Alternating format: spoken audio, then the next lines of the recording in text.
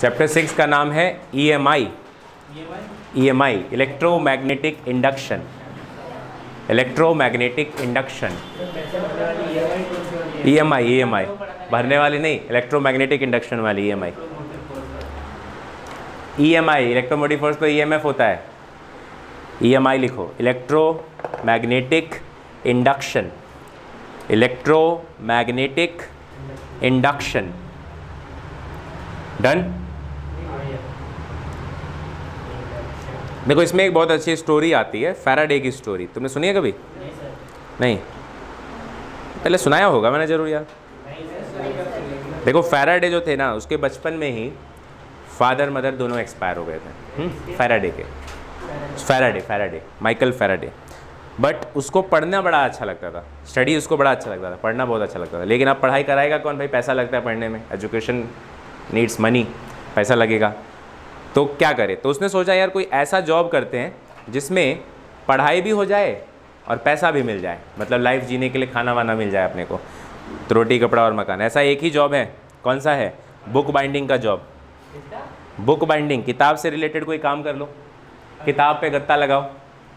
तो ऐसे में क्या होता है कि किताब पे जब गत्ता लगाने का काम लोगे ना तुम, तो जैसे मान लो प्रतीक तुम्हें गत्ता लगाना है किताब पे, तो तुम अपनी किताब लेके आए मेरे पास, मैं माइकल फैराडे। तो मैंने कहा 7 दिन के लिए तुम्हारी किताब मैं लूँगा, 7 दिन, 7 days, it is sufficient to read the books, है ना। तो 7 दिन में किताब पूरी पढ़ेगा बढ़िया से फैराडे, और छठे दिन जाके उस पर बाइंडिंग लगाएगा, छठे दिन जाके उसको बाइंड करके प्रतीक को दे देगा। तो 7 दिन में उसने किताब भी पढ़ ली, बाइंडिंग के पैसे भी मिल गए, इस तरीके से उसका डेली लाइफ स्टाइल चल जाता था। बट इस तरीके से उसको कोई बढ़िया सा एजुकेशन, वो कोई स्कूल या कॉलेज का एजुकेशन नहीं मिला। ये एजुकेशन तो खुद से पढ़ने का एजुकेशन था, खुद से ही पढ़ रहा है, वो सारी नॉलेज ले रहा है। एक दिन ऐसे ही कॉलेज के बाहर ही उसकी दुकान थी, एक प्रोफेसर अपनी किताब लेके आए। उस प्रोफेसर की बुक को जब बाइंड कर रहा था ना, तो उसमें एक इन्विटेशन लेटर मिला। ये इन्विटेशन लेटर था मैग्नेटिज्म के ऊपर, एक बात चल रही थी, कहीं पर मीटिंग होनी थी। अब मैग्नेटिज्म के ऊपर इसलिए क्योंकि इससे जस्ट पहले ऑर्स्टेड ने एक एक्सपेरिमेंट किया था। ऑर्स्टेड आपने क्लास 10th में थोड़ा पढ़ा है कि ऑर्स्टेड ने क्या बोला था एक्सपेरिमेंट में। तो ऑर्स्टेड एक्सपेरिमेंट ये है कि जब एक करंट कैरिंग वायर के पास में, मतलब एक वायर में मान लो करंट जा रहा है, आप उसके पास में कोई अगर कंपस नीडल रख दो, मैग्नेटिक कंपस, तो ये डिफ्लेक्ट हो जाता है। इसने ये बात कंफर्म करी कि करंट की वजह से ज़रूर एक मैग्नेटिक फील्ड है इसके चारों तरफ। तो मतलब current creates a magnetic field, current magnetism को प्रोड्यूस करता है। ये बात सबको आ गई समझ में, और इसी बात पे फिर एक्सपेरिमेंट स्टार्ट हुए कि अच्छा मैग्नेटिज्म को अगर प्रोड्यूस करता है तो क्यों ना हम इससे कोई डिवाइस बनाएं, क्यों ना इससे कोई चीज़ बना के देखें। तो इसी बात पे ये मीटिंग थी। इस मीटिंग में फैराडे चले गए, वो इन्विटेशन लेटर लेके, टीचर की जगह वो खुद चले गए प्रोफेसर की जगह। प्रोफेसर को क्या पता, वो तो किताब इसके पास है, हाँ। तो प्रोफेसर की जगह फैराडे चले गए, वहाँ जाके सबसे पीछे बैठे थे। अब बात आई कि कौन इस चीज़ को एक्सप्लेन करेगा, कोई अपनी अपनी राय दोगे। तो फैराडे ने हाथ उठाया, मैं भी अपनी राय देना चाहता हूँ। उन्होंने अपनी राय दी आगे आके, सबको बहुत अच्छी लगी। सब लोग पूछने लगे कि आप कौन से साइंटिस्ट हैं, आप किस चीज़ पे डिस्कवरी कर रहे हैं, क्या चीज़ पे रिसर्च कर रहे हैं। वो कहते हैं I am a book binder, I am not a scientist, मैं तो बुक बाइंड करता हूँ। मुझे तो इन्विटेशन लेटर मिल गया और मैं आ गया। तो वहीं पर एक प्रोफेसर थे और जो इसी चीज़ पे खोज कर रहे थे, मैग्नेटिज्म पे। उन्होंने कहा फैराडे मैं तुम्हें जॉब देता हूँ, तुम मेरे असिस्टेंट बन जाओ, और असिस्टेंट बन के तुम एक्सपेरिमेंट करो, तुम्हें पैसा मैं दूंगा, जो तुम बुक बाइंडिंग से कमाते हो मुझसे पैसे ले लो, तुम रिसर्च करो, क्योंकि तुम्हारे पास नॉलेज अच्छी है, तुम रिसर्च कर सकते हो। बट क्योंकि इसके पास सिर्फ थ्योरेटिकल नॉलेज थी, थ्योरेटिकल नॉलेज मतलब सिर्फ किताबी नॉलेज, इससे एक्सपेरिमेंट नहीं होते बच्चे। एक्सपेरिमेंट के लिए एक्सपेरिमेंटल नॉलेज भी जरूरी है, सिर्फ थ्योरेटिकल से काम नहीं चलता। अब फैराडे एक्सपेरिमेंट कर नहीं पा रहे थे, तो जब होता है ना हमसे चीज़ें होती नहीं तो हम गुस्सा हो जाते हैं और चीज़ें फेंकने लगते हैं। तो मैग्नेटिज्म पे खोज चल रही थी, फैराडे के हाथ में मैग्नेट था, गुस्से में आके मैग्नेट को जोर से फेंका। जब फेंका तो गैल्वेनोमीटर के पास से वो मैग्नेट गुजरा और गैल्वेनोमीटर ने डिफ्लेक्शन शो कर दिया ऐसे। उस देख के चौंक गया, अरे ये कैसे हुआ, टेस्ट तो किया नहीं मैंने। दोबारा फेंका, फिर से हुआ, तिबारा फेंका, फिर से हुआ, अपोजिट साइड जाके फेंका तो इस बार अपोजिट डायरेक्शन में डिफ्लेक्ट हुआ। इसने कंफर्म कर दिया कि ऑर्स्टेड ने बोला था करंट की वजह से मैग्नेटिज्म होता है, फैराडे ने खोज किया मैग्नेटिज्म की वजह से इलेक्ट्रिक करंट होता है, and that become Faraday law of electromagnetic induction. EMI की खोज हो गई, एक्सीडेंटल खोज, अंडरस्टैंड। तो एक्सीडेंटल खोज हो गई, this was the discovery by Faraday. बिल्ली वाला तो वो था मैडम क्यूरी, चलो उस पर बाद में आते हैं। लिखो electromagnetic induction, write down, electromagnetic induction में लिखो Faraday Faraday first law. Faraday first law. F-A-R-A-D-A-Y. Faraday first law. It states that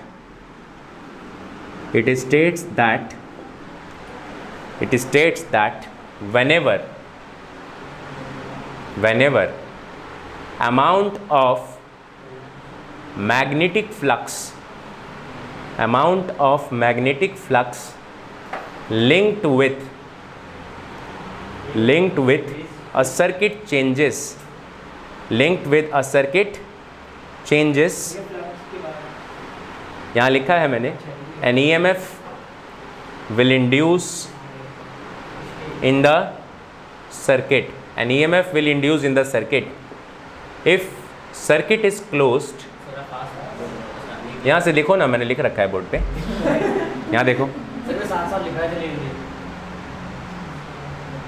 the current will induce, देखो मैंने बोर्ड पे लिख दिया Faraday. It states that whenever amount of magnetic flux linked with a circuit changes, an EMF will induce in the circuit. If circuit is closed, the current will induce.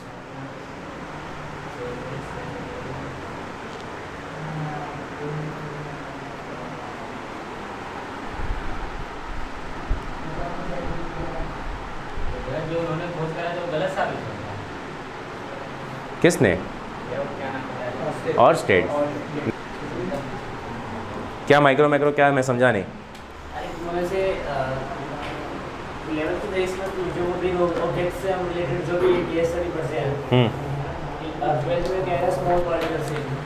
Twelfth electrical है पूरी, electrical and electronics और थोड़ी सी modern physics.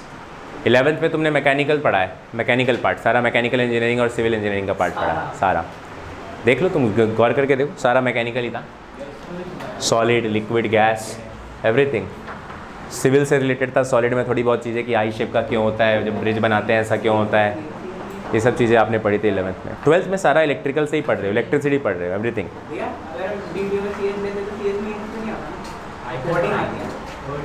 First year में पढ़ना पड़ेगा, first year में तो सब होता है। फर्स्ट ईयर में तुमको सब करना पड़ेगा, वेल्डिंग भी करना पड़ेगा सबको। Engineering never exist in vacuum. अगर तुम एक इंजीनियर हो तो तुमको सब आना चाहिए, ये तुमसे एक्सपेक्ट किया जाता है। एक कंपनी अगर आई और एक CS के बंदे को हायर करना चाहती है, और अगर वो CS का बंदे 2 आ गए, वो दोनों कहते हैं मैं CS से हूँ, लेकिन एक बोलता है मैं CS के साथ साथ मैकेनिकल भी जानता हूँ, वेल्डिंग करना भी जानता हूँ, तो कंपनी उसको चुनेगी। क्योंकि हो सकता है क्योंकि उसको चुने तो वो CS का काम करेगा ही, और साथ साथ अगर फैक्ट्री में कभी कुछ वेल्डिंग की ज़रूरत पड़ी तो वो भी कर देगा, कम फीस में, कम पैसे में, दोनों काम वो कर देगा। इसीलिए इंजीनियर्स को सब कुछ सिखाया जाता है। फर्स्ट ईयर में ना तुम लोगों को ड्राइंग भी सिखाया जाएगा, कंस्ट्रक्शन भी सिखाया जाएगा, घर कैसे बनते हैं, बिल्डिंग कैसे बनाते हैं, फर्स्ट ईयर में सब सीखोगे। फर्स्ट ईयर में सिविल इंजीनियरिंग, कंप्यूटर प्रोग्रामिंग भी होगी, सब कुछ आएगा तुम्हें। और क्या, वेल्डिंग किया है, वेल्डिंग आती है मुझको, वेल्डिंग सीखा है, आर्किटेक्चर में मैप बनाए हैं हमने, कंस्ट्रक्शन बनाए हैं। और देखो फर्स्ट ईयर में होगा, अभी फर्स्ट ईयर में करना पड़ता है। चलिए आगे चलते हैं। देखो फैराडे ने ये जो बात कही है ना, ये कुछ एक्सपेरिमेंट की बात है। जब फैराडे ने देखा कि ये एक्सीडेंट सच हो गया, ये एक्सीडेंट हुआ और इसमें कुछ रिजल्ट निकला, तो फैराडे ने टोटल 3 एक्सपेरिमेंट करे। उस 3 एक्सपेरिमेंट के बाद ये लॉ आया जो मैंने तुम्हें लिखवाया है। अब हम करेंगे एक्सपेरिमेंट कौन से थे, तो write down experiment number 1। First experiment क्या था वो करते हैं। एक्सपेरिमेंट 1,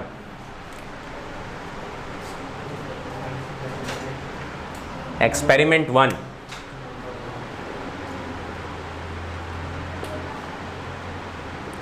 एक्सपेरिमेंट 1, पहला एक्सपेरिमेंट, फर्स्ट एक्सपेरिमेंट।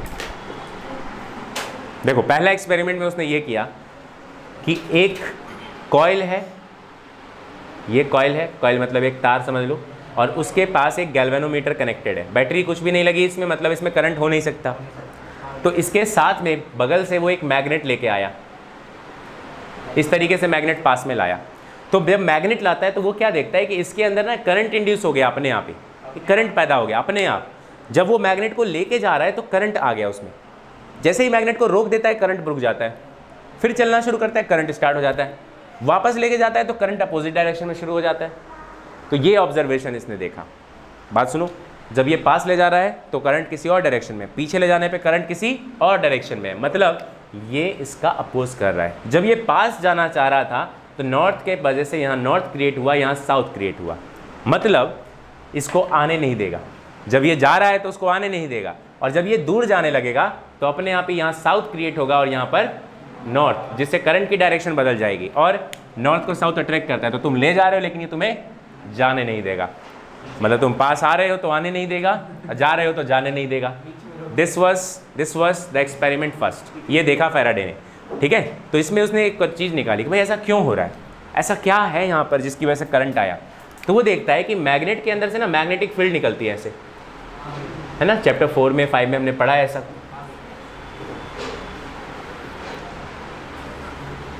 अभी कितनी लाइंस उस कॉइल के साथ टच हो रही है?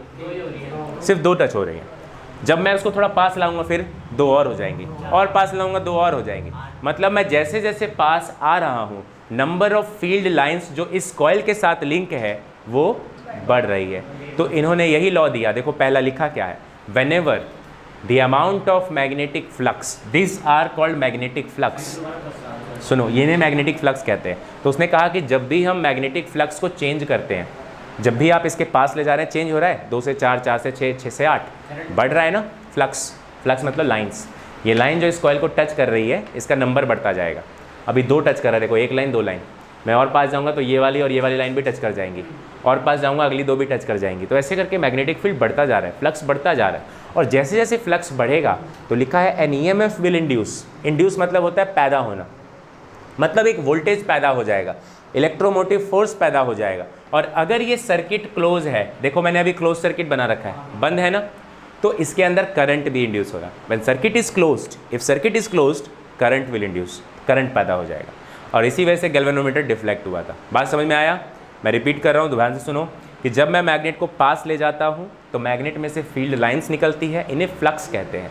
अगर ये फ्लक्स इस कॉइल के साथ लिंक हो रही है, ये चेंज हो रहा है 2 से 4, 4 से 6, 6 से 8 चेंज हो रहा है, तो उसके अंदर EMF होगा, मतलब वोल्टेज होगा। और अगर सर्किट क्लोज है तो करंट भी होगा। जैसे इलेक्ट्रिक स्विच होता है ना, हम स्विच को ऑफ करते हैं तो क्या इसका मतलब उसमें वोल्टेज नहीं आ रहा है? वोल्टेज है, लेकिन ऑन करने पे ही करंट आता है। ऑन करने से क्या होता है? सर्किट क्लोज हो जाता है, जिसकी वजह से करंट आ जाता है। तो वोल्टेज होगा अगर मैं इसको नहीं लगाता, क्लोज ओपन कर देता हूँ, लेकिन जैसे ही मैंने क्लोज कर दिया इसमें करंट भी पैदा हो जाएगा। This was given by experiment first, understand. अच्छा, दूसरी बात, इसको दूर ले जा रहे थे तो तब भी तो करंट आ रहा था। तब क्या हो रहा था? तो जब आप दूर ले जा रहे थे तो पहले होगा 10 लाइनें लिंक होगी, फिर 8, फिर 6, फिर 4, कम हो रही है कि नहीं? कम भी तो चेंज ही होता है। चेंज बढ़ने को भी बोलते हैं, चेंज घटने को भी बोलते हैं। तो यही फैराडे ने बोला, चेंज होना चाहिए, बढ़ना या घटना नहीं, चेंज होना चाहिए। कुछ भी हो, वोल्टेज इंड्यूस जरूर होगा। बात समझ में आ रही है? बात समझ आ रही है प्रेम? बढ़ना या घटना दोनों ही केस चेंज कहलाते हैं, मतलब दोनों केस में वोल्टेज होगा। राइट कनिका?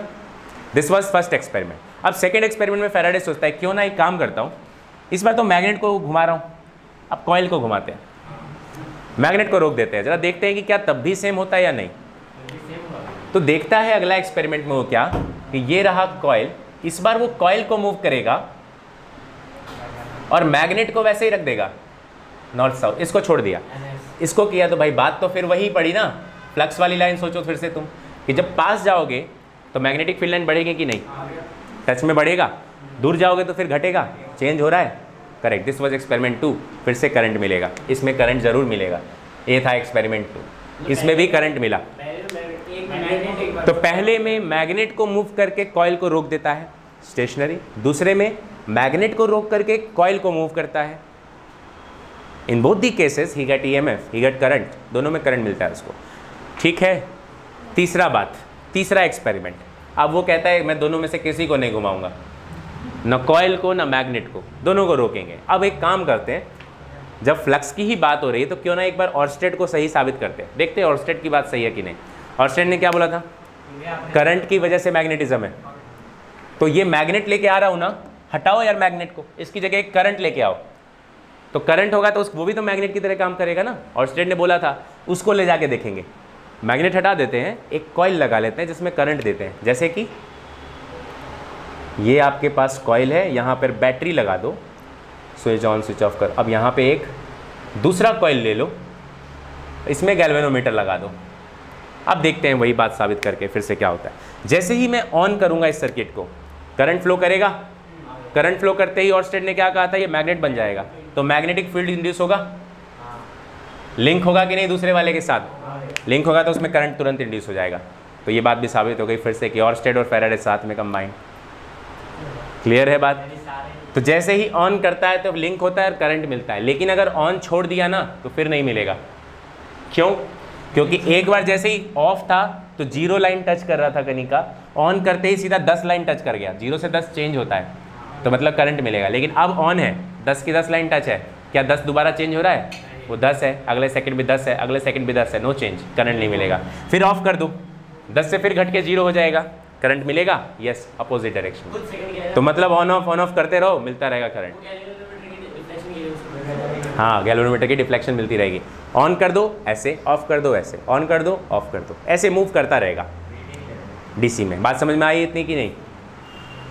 कहाँ दिक्कत है प्रेम? सुनो, पहला एक्सपेरिमेंट, दूसरा क्लियर है।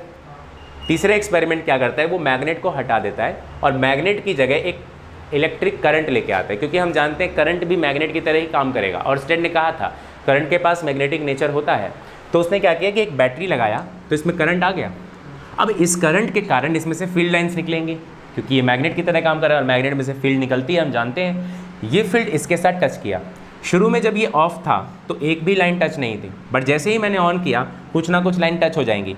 तो लेट्स सपोज 0 से 10 लाइन टच हो गई, चेंज हुआ ना 0 से 10, यानी करंट आ जाएगा, इंड्यूस हो गया। फिर इसको ऑफ करो तो तुरंत 10 से घट के वापस 0, यानी चेंज हुआ, फिर से करंट इंड्यूस होगा। क्लियर है? लेकिन अगर मैंने इसको ऑन छोड़ दिया तो 10 की 10 लाइन बार बार टच होगी, 1 सेकंड बाद भी 10 लाइन टच है। अभी अगर ऑन है तो ऐसे का ऐसे ही रहेगा ना, डायग्राम देखो, टच हो रही है, 1 2 3 4 लाइनें टच कर रही है। 1 सेकंड बाद भी यही 4 टच करेंगी, 3 सेकंड बाद भी यही 4 टच करेंगे, मतलब चेंज नहीं कर रहा, ये करंट इंड्यूस ही नहीं होगा। बात समझ में आ रही है? सो दैट्स वाई ये 3 एक्सपेरिमेंट फैराडे ने करके और तब ये लॉ बनाया कि जब भी अमाउंट ऑफ फ्लक्स चेंज होता है तो ईएमएफ इंड्यूस होता है, और अगर सर्किट क्लोज है तो करंट भी मिलता है। नोट डाउन, एक्सपेरिमेंट्स उतारो। सर पहले में कहते हैं स्टेशनरी और का फैराडे का सेकंड लॉ लिखो अब। सर एक चीज़ भूल गया है। हाँ। सर ये कॉइल इसमें मूव कर रही है या सोलेनॉइड मूव कर रहा है? किस में? थर्ड एक्सपेरिमेंट इसमें कोई मूव नहीं कर रहा है, सब अपनी जगह रखे हुए हैं, बस स्विच ऑन स्विच ऑफ कर रहे हैं। देख लो, इसका फ्लक्स चेंज नहीं होगा, ये बात याद रखना, क्योंकि डीसी करंट है। डीसी करंट में कोई चेंज नहीं होता, करंट चेंज तो एसी में होता है, ऐसे ऐसे चलता है एसी। डीसी कांस्टेंट चलता है, तो डीसी में कोई चेंज नहीं आता, इसीलिए वो फ्लक्स कांस्टेंट है और कोई करंट नहीं मिल रहा। समझ गए? चलो आगे बढ़ते हैं। लिखिए Faraday second law. Faraday second law, Faraday second law.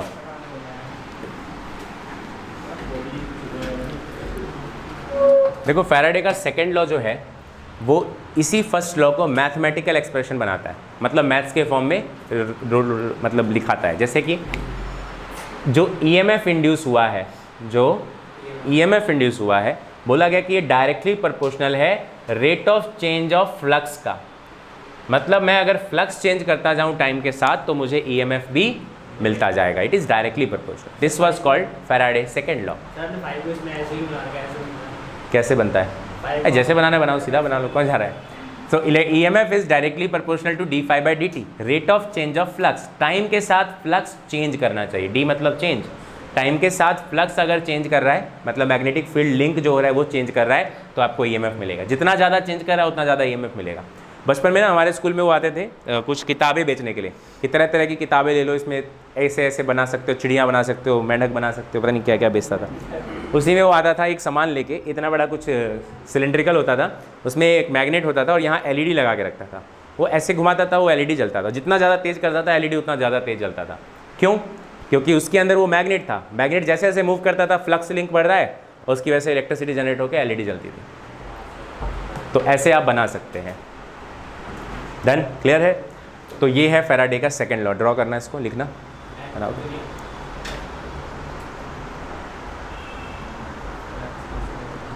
Twelfth का जो मेरा अब तुम लोगों को ना मॉडल बनाना पड़ता है, मेरा मॉडल भी इसी पे बेस्ड था। उस टाइम मैं जिम विम करता था, वर्कआउट ज़्यादा करता था, तो मैंने बनाया भी वैसा ही था, जिम की मशीन को बना दिया था model.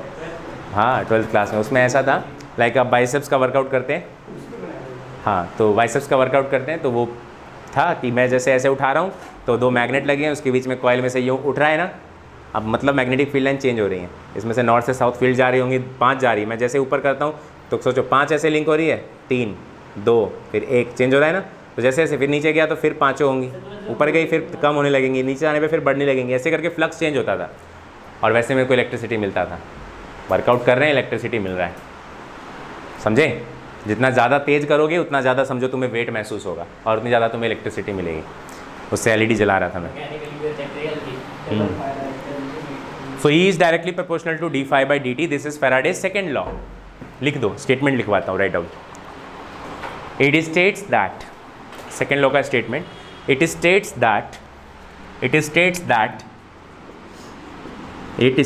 that EMF induced is directly proportional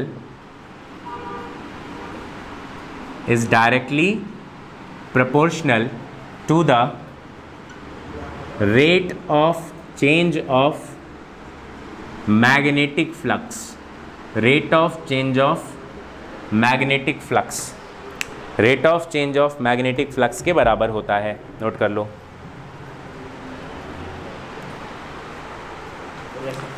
ठीक है, अब देखो एक इसके बाद ना एक लॉ आया इसको ठीक करने, इसमें कुछ कमी है। कमी यह है कि इसने खाली प्रोपोर्शनल का निशान लगाया, लेकिन फॉर्मूले में तो इक्वल होता है भाई। प्रोपोर्शनल से कौन सा फॉर्मूला बनता है? इक्वल लगाना पड़ेगा। तो एक लॉ आया जिसका नाम है Lenz law. Lenz law, LENZ, Lenz law, write down, Lenz law. इसी के नीचे लिखो, अगला स्टेटमेंट है ये, Lenz law. Lenz law, length length Lenz law लिख लिया। It states that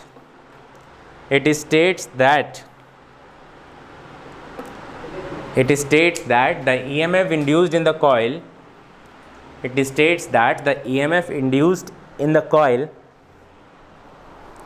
EMF induced in the coil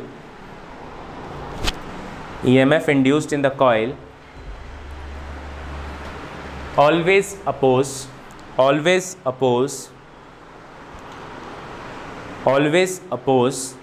the rate of change of magnetic flux, always oppose the rate of change of magnetic flux। लिख लिया? देखो कितना बढ़िया काम किया, इतना आसान काम नहीं, बड़ा मुश्किल काम किया। मुश्किल काम क्या था लेंज के लिए? प्रोपोर्शनल को हटाकर बराबर लगा के नेगेटिव लगा दिया, हो गया Lenz law. This is Lenz law. उन्होंने सिर्फ एक नेगेटिव साइन लगाया और ये बन गया Lenz law. This is the expression for Lenz law. That constant is -1, ठीक है? So that negative sign. अब ये क्या बता रहा है?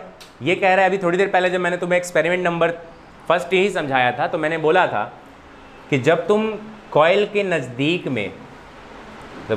नज़दीक में मैग्नेट ले जाते हो, नॉर्थ और साउथ, नॉर्थ ले जाओगे पास में तो यहाँ नॉर्थ आता है, यहाँ साउथ आता है, वो आने नहीं देता। तुम लेके जाओगे तो वो आने नहीं देगा, और तुम लेके वापस दूर जाओगे तो जाने नहीं देगा, यहाँ साउथ और यहाँ नॉर्थ हो जाएगा। मतलब हमेशा आपका अपोज कर रहा है। इसी अपोज को उसने नेगेटिव साइन से बनाया। तुम जितना फ्लक्स को चेंज करोगे ना, उतना EMF अपोज करेगा। नेगेटिव माने अपोज करेगा, ऑलवेज अपोज करेगा। मतलब ये एक ऐसा चीज़ है जिसने पैदा किया उसी को रोक रहा है। मतलब ये समझो, ये पैदा क्यों हुआ है ना, मैग्नेटिक, इस मैग्नेट को तुम ले जा रहे हो पास, इसलिए तो पैदा हुआ है। अब उसी को आने नहीं दे रहा है, तू मता।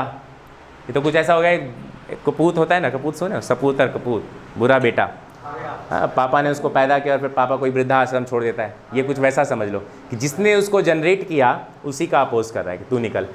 और जब वो जाने लगेगा तो उसको कहेगा मत जा, क्योंकि समाज हमको क्या बोलेगा, समाज बोलेगा कैसा बुरा आदमी है। नहीं, तो ऐसा होता है, पास रहेगा तो लड़ेगा, और दूर चला जाए तो फिर उसके लिए रोएगा, अरे यार गलत हो गया, चला गया। इस तरीके का बिहेवियर ये शो करता है, and this is called Lenz law. Clear? तो लेंज ने सिर्फ एक नेगेटिव साइन लगा दिया है। Note down this expression, this is Lenz law.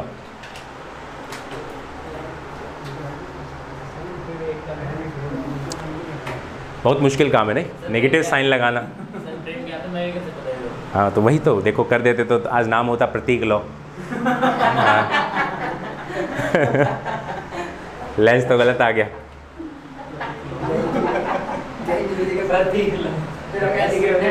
हम बता रहे होते तो प्रतीक लॉ, इट स्टेट्स दैट।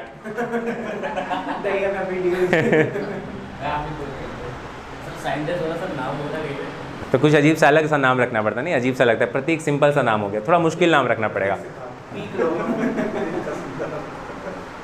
इनके नाम ही अजीब अजीब होते हैं, बढ़िया नाम है एकदम, ठीक है, नाम सुन के लगता है साइंटिस्ट है। मिटा दूँ, हो गया। चलो एक क्वेश्चन लिखो, बुक दो मुझे, एनसीईआरटी बुक लाओ, एनसीईआरटी दो। एनसीईआरटी एक एग्जाम्पल है। हाँ इस पर न्यूमेरिकल है, बहुत न्यूमेरिकल है इसमें। हाँ मज़ा आएगा, न्यूमेरिकल में तो मज़ा आता है ना। हाँ अभी कर रहे हैं, अभी करेंगे न्यूमेरिकल।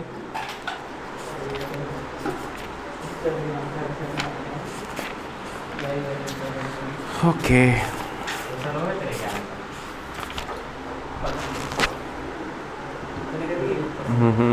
लिखो, राइट डाउन।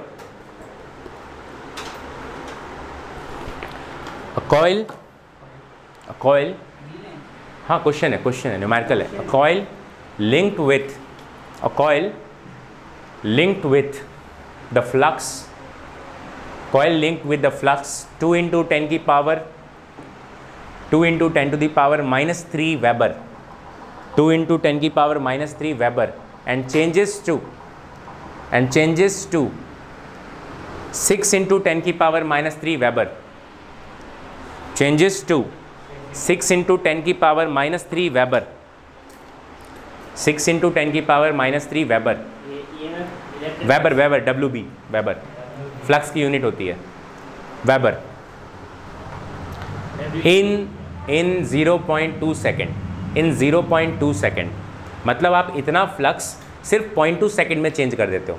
शुरू में लिंक हो रहा था 2 into 10 की पावर -3 फ्लक्स, और बाद में लिंक हो रहा है 6 into 10 की पावर -3 फ्लक्स। दोनों इनिशियल और फाइनल गिवन है, और कितने टाइम में किया गया? 0.2 सेकेंड में किया गया। Calculate EMF induce, calculate EMF induce, calculate EMF induce,